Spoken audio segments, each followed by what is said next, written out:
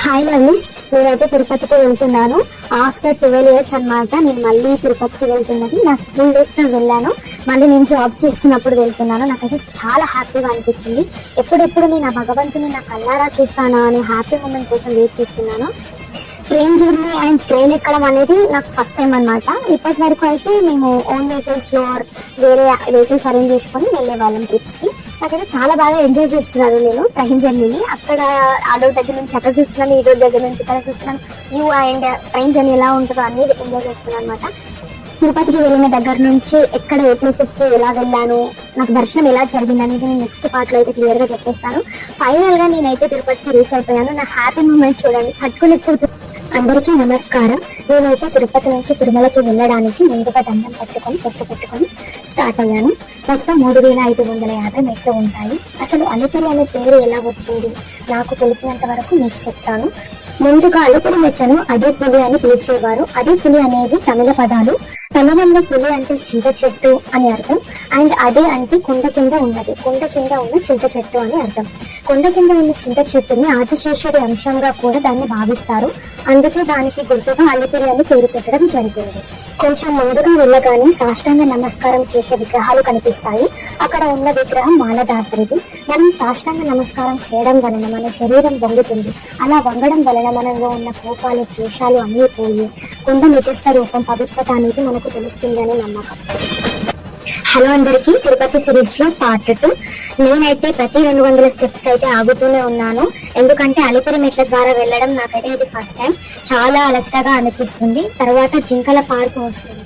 అసలు జింకలు, తుప్పులు ఎందుకు ఎక్కువగా తిరుమలలో ఉంటాయి అంటే వైక సమాధానంలో యాగాలు, యజ్ఞాలు అనేవి ఎక్కువగా చేస్తారు. అలాంటప్పుడు కృష్ణ జింకలు అనేవి ఖచ్చితంగా ఉండాలి. అందుకే మనకి జింకలు అనేవి కనిపిస్తాయి. నాకైతే వాటిని చూస్తున్నంత సేపు చాలా సరదాగా అనిపించింది. నేనైతే కొన్నింటికైతే బిస్కెట్ వేసాను. వాటిని చూసి భయపడి తొందరగా వెనక్కైతే వచ్చేసాను. అలానే కొంచెం ముందుకు వెళ్తున్నంతసేపు చాలా బాగా అనిపించింది. అలానే అలసట కూడా వేసింది, కాళ్ళ నొప్పులు కూడా అయ్యాయి. సగం దూరం వెళ్ళాక చిన్న చిన్న గొమ్మలు కూడా వచ్చాయి. అవన్నీ కూడా దర్శించుకొని 1200 మెట్ల దగ్గర కొంచెం నిమ్మరసం అలానే కొన్ని తిని మళ్ళీ స్టార్ట్ అవ్వడం జరిగింది. హలో అందరికీ, తిరుపతి సిరీస్ లో పార్ట్ 3.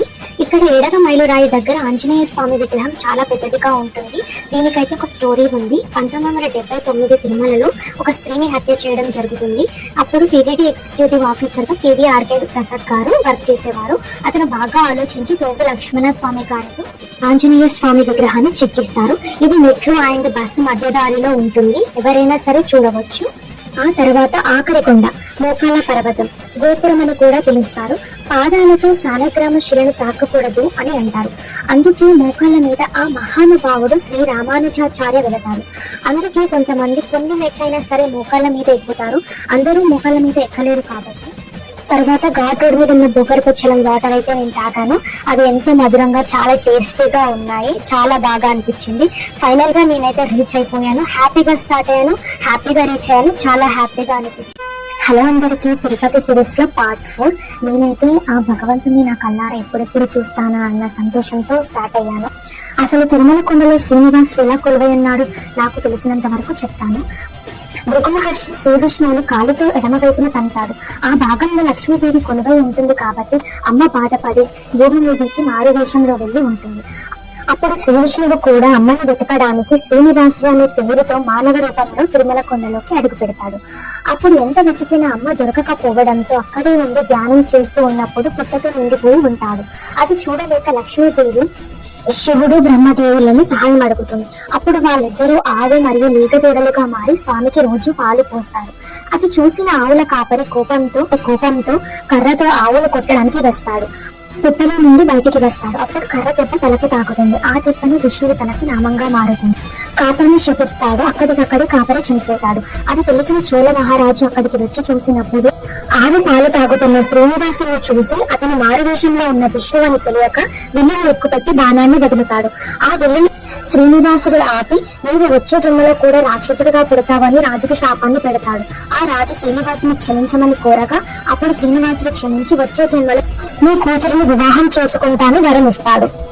చోళ మహారాజు ఆకాశరాజుగా పునర్జన్మ పొంది సంతానం కోసం యజ్ఞం చేయగా బంగారు కమలంలో ఆడపిల్ల దొరుకుతుంది.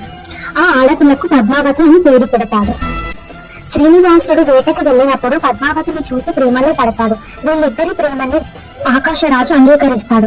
పద్మావతి రాణి కాబట్టి పెళ్లికి కావాల్సిన ధనరాశులన్నీ ఉంటాయి. శ్రీనివాసుడు మానవ రూపంలో ఉన్నాడు కాబట్టి తన దగ్గర ఏమీ ఉండవు. అప్పుడు శ్రీనివాసుడు సంపాదన దేవుడైన కుబేరుని ప్రార్థిస్తాడు. దానికి సంపాదన దేవుడు కుబేరుడు మెచ్చి డబ్బు నగలు అప్పుగా ఇస్తాడు. శ్రీనివాసుడు తన భక్తులు కానుకల రూపంలో అప్పును తీరుస్తానని కుబేరునికి మాట ఇస్తాడు. వివాహం జరుగుతుంది. ఇద్దరు తిరుమల కొండకు వస్తారు. వీళ్ళ వివాహం తెలిసిన లక్ష్మీదేవి ప్రశ్నించడానికి వస్తుంది. తిరుమల కొండపై ముగ్గురికి గొడవ జరుగుతుంది. జరిగిన గొడవ కారణంగా శ్రీనివాసుడు రాయిలాగా మారిపోతాడు. తన భర్త రాయిగా మారినందుకు తనతోనే ఉండాలని లక్ష్మీదేవి ఎడమవైపు, పద్మావతి కుడివైపు రాయిలాగా మారుతారు. తిరుమల కొండపై విష్ణువు అతని భార్యలు దేవుని విగ్రహాలుగా మారి కొలువైనట్టు పురాణాలు చెప్తున్నాయి. హలో అందరికీ, తిరుపతి సిరీస్ లో నెక్స్ట్ పార్ట్. నాకైతే శ్రీనివాసుడిని కళ్ళారా చూసిన తర్వాత నా మనసు ఎంతో ప్రశాంతంగా ఉంది. ఆ తర్వాత నేను పక్కనున్న టెంపుల్స్ ని కూడా దర్శించుకోవడానికి స్టార్ట్ అయిపోయాను. అయితే బ్రేక్ఫాస్ట్ చేసేసి టీ కూడా తాగేసి మిగతా టెంపుల్స్ ని దర్శించుకోవడానికి మేము స్టార్ట్ అయిపోయాము. ఒకటి కాదు 7 గుళ్ళను నేనైతే దర్శించుకున్నాను. శ్రీవారి పాదాలు, శిలాతోరణం, చక్రతీర్థం, వేణుగోపాల స్వామి టెంపుల్, ఆకాశగంగా, పాప వినాశనం, అలానే జపాలి హనుమాన్ టెంపుల్ ని కూడా దర్శించుకోవడం జరిగింది. ఫస్ట్ అయితే శ్రీవారి పాదాలు. అసలు శ్రీవారి పాదాల విశిష్టత ఏంటి అని నేను తెలుసుకున్నప్పుడు, శ్రీ మహావిష్ణువు వైకుంఠం నుండి వెంకటాద్రికి దిగి వచ్చినప్పుడు మొదటి పాదం శ్రీవారి పాదాల వద్ద పెట్టాడు అని పురాణాలు చెప్తున్నాయి. అయితే అందరూ శ్రీవారి పాదాల వద్ద శ్రీవారికి ఇష్టమైన తులసి మాలను అక్కడ పెడుతున్నారు. నేను కూడా తులసి మాలను అక్కడ పెట్టి శ్రీవారి పాదాలకు భక్తితో బాగా నాకు మనస్ఫూర్తిగా మనశ్శాంతి రావాలని కోరుకుంటూ వేడుకున్నాను. తర్వాత మేమైతే నెక్స్ట్ స్టార్ట్ అవ్వబోయేది అయితే శిలాతోరణం. దానికి కూడా ఇంకొక విశిష్టత ఉంది, అదేంటో చూద్దాం. శిలాతోరణం ద్వారా శ్రీ వెంకటేశ్వర స్వామి స్వయంగా అవతరించి ఇక్కడికి 1 కిలోమీటర్ దూరంలో ప్రస్తుతం స్వామివారి ఆలయం ఉన్న ప్రదేశంలో ఆయన నివాసం ఏర్పరచుకున్నారని భక్తుల నమ్మకం. ఈ శిలాతోరణం 25 అడుగుల పొడవు మరియు 10 అడుగుల ఎత్తు ఉంటుంది. ఈ తోరణం 150 కోట్ల సంవత్సరాల ప్రాచీనమైనదని మన పురాణాలు అయితే చెప్తున్నాయి. ఈ శిలాతోరణాన్ని దర్శించుకున్నప్పుడు ఒక అనుభూతిని, ప్రత్యేకమైన అద్భుతాన్ని అయితే మనం చూసినట్టు మనకు అనిపిస్తుంది. అక్కడే చిన్న చిన్న దేవుడి విగ్రహాలు కూడా ప్రతిష్ఠించారు. ముందైతే మనం ఎప్పుడైనా సరే ఇంట్లో ఏదైనా పూజ చేసినప్పుడు ఫస్ట్ అయితే వినాయకుడు దర్శించుకొని వినాయకుడి పూజ చేశాకనే చేస్తాం. అదే ఇక్కడ కూడా ముందుగా ఉంటాడు. ఆ తర్వాత ముందుగా చేసినప్పుడు అన్ని దశావతారాల విగ్రహాలు అయితే కనిపిస్తాయి. ఆ తర్వాత ముందుకు వెళ్తున్న కొద్ది చిన్న చిన్న దేవుడి విగ్రహాలు, దేవత విగ్రహాలు, చిన్న కృష్ణుడు, భూదేవి, గాయత్రి దేవి, శివుడు, అలా చాలా విగ్రహాలన్నీ చెక్కి ఉన్నాయి. నేనైతే చాలా ఆతృతగా చూస్తున్నాను, ఎందుకంటే ఆ చెక్కిన చేతులు కూడా గుర్తు చేసుకున్నాను. ఎంత బాగా అనిపించాయో నాకైతే చాలా బాగా అనిపించింది. వెళ్తున్న కొద్ది వస్తూనే ఉన్నాయి, కొన్ని అయితే ఇంకా చేస్తూనే ఉన్నారు. చాలా వరకు పక్కనే చిన్న చిన్న చోట్లు, అసలు సింహము, అన్ని దేవుడి వాహనాలను కూడా వాళ్ళు క్రియేట్ చేయడం అనేది చాలా బాగా అనిపించింది. ఆ విగ్రహాలు డిఫరెంట్ గా ఐడల్స్ చాలా బాగున్నాయి. ఆ తర్వాత నేనైతే లోపల నెమలి ఉంది, సో దాంతో ఆడుకోవడానికి అయితే నేను ట్రై చేస్తున్నాను అనమాట. చిన్న చిన్న నెమల్లో, అలానే కోడి అయితే ఎక్కడైనా ఉంటుంది, నెమలి అయితే మనం చాలా రేగా చూస్తున్నాం అనేది. సో వాటితో ఆడుకోవడానికి, దాన్ని పిలవడానికి అయితే నేను ట్రై చేస్తున్నాను అనమాట. బట్ అది నన్ను పట్టించుకోవట్లేదు. ఆ తర్వాత నెక్స్ట్ చక్రతీర్థం విశిష్టత ఏంటి అంటే, పద్మనాభాల భక్తుడు రాక్షసుని బారి నుండి ప్రజలను కాపాడమని శ్రీ వెంకటేశ్వర స్వామిని ఈ ప్రదేశంలో 12 సంవత్సరాలు కూరి తపస్సు చేశాడని, ఆ వెంకటేశ్వర స్వామి తన సుదర్శన చక్రం పంపి ఆ రాక్షసుని అంతమొందించాడని పురాణాలు చెప్తున్నాయి. చక్రతీర్థంలో నీళ్లు 2 కొండల మధ్య చిన్నగా ప్రవహిస్తున్నాయి. ఈ తీర్థంలో భక్తులు స్నానం కూడా ఆచరిస్తారు.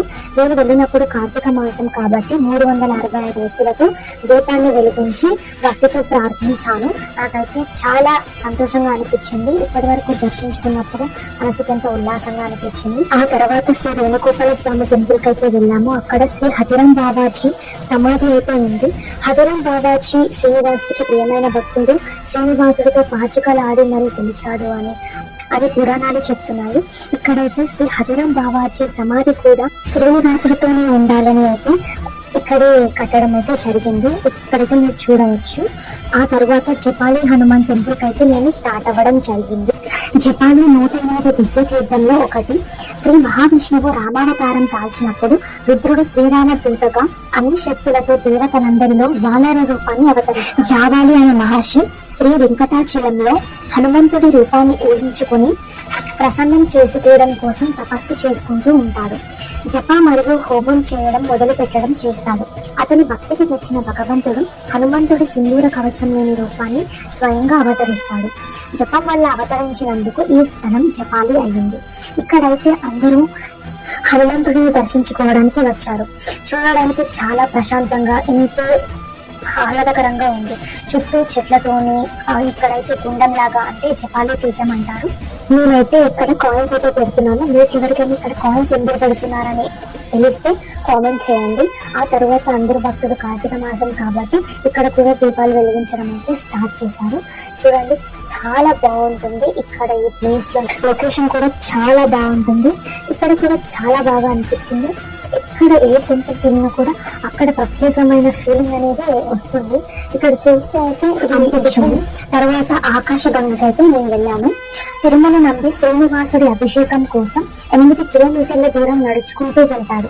ఒక రోజు నీళ్ళని తెస్తున్నప్పుడు వేటగాడు వచ్చి దాహం కోసం నీళ్ళని అడిగితే నంబి అది స్వామివారి అభిషేకం కోసం అని చెప్పి వెళ్ళిపోతాడు. వేటగాడు కుండకి కన్నం పెట్టి దాని నుండి వచ్చిన నీళ్ళని తాగుతాడు. శ్రీవారి దగ్గరికి రాగానే నీళ్లు లేవని నంబి బాధపడతాడు. అప్పుడు వేటగాడు ఒక కొండపై బాణాన్ని వేసి జలపాతాన్ని సృష్టిస్తాడు. ఇక నుండి స్వామివారి అభిషేకానికి ఇక్కడ నుండి నీళ్లు తీసుకుని రాని మాయమవుతాడు. ఆ జలపాతమే ఆకాశగంగ. వేటగాడి రూపంలో వచ్చింది వెంకటేశ్వర స్వామి. ఇప్పటికీ ఆకాశగంగ నీళ్ళని అభిషేకానికి వాడతారు. తరువాత పాప వినాశనానికి వెళ్ళాను. పాప వినాశనం విశిష్టత ఏంటి? తిరుమలలో పాప వినాశనం ఒక ప్రసిద్ధమైన తీర్థం. ఈ తీర్థంలో స్నానం చేస్తే పాపాలన్నీ పోయి సుఖశాంతి ప్రాప్తిస్తుందని భక్తుల నమ్మకం. అందుకే పాప వినాశనం అని పేరు వచ్చింది. ఇక్కడైతే శ్రీ గంగా భవాని అమ్మవారు కొలువయ్యారు. తినడానికైతే శ్రీ తరికొండ వెంగమాంబ అన్న ప్రసాదానికి అయితే వెళ్ళాము. వెంగమాంబ శ్రీ వెంకటేశ్వర స్వామికి ప్రియమైన భక్తురాలు. వెంగమాంబ నిత్యం శ్రీనివాసుని ఆరాధిస్తూ ఉండేది. ఆవిడ ముత్యాల హారతితోనే శ్రీనివాసుడికి రోజు అనేది మొదలయ్యేది. వెంగమాంబ భాగవతం చదివి వినిపిస్తూ ఉండేదని, శ్రీనివాసుడు ఉయ్యాల ఊగుతూ వినేవాడని పురాణాలు చెప్తున్నాయి. ఫుడ్ అయితే చాలా బాగుంది. వెంగమాంబ ఎంతో మంది ఆకలితో ఉన్న వారికి అన్న ప్రసాదాలు పెట్టినందుకు తరికొండ వెంగమాంబ అన్న పేరు పెట్టడం జరిగింది. ఇంకా వెంగమాంబ చరిత్ర చాలానే ఉంది. ఇక్కడైతే ఒక పెయింటింగ్ ఉంది, చాలా బాగుంది. శ్రీశైలం నుండి త్రిపురాంతకం వచ్చి అక్కడి నుంచి మహానంది బయలుదేరి అహోబలం వచ్చి మళ్ళీ అక్కడి నుంచి బయలుదేరి తిరుమలకు వస్తే మధ్యలో ఉన్న నంది మండలంలో చూసినప్పుడు కొండల మధ్య అన్ని చాలా బాగా కనిపిస్తాయి. ఆ తర్వాత నేను ఇంటికి వచ్చి ప్రసాదం దేవుడి దగ్గర పెట్టి మొక్కుకున్నాను.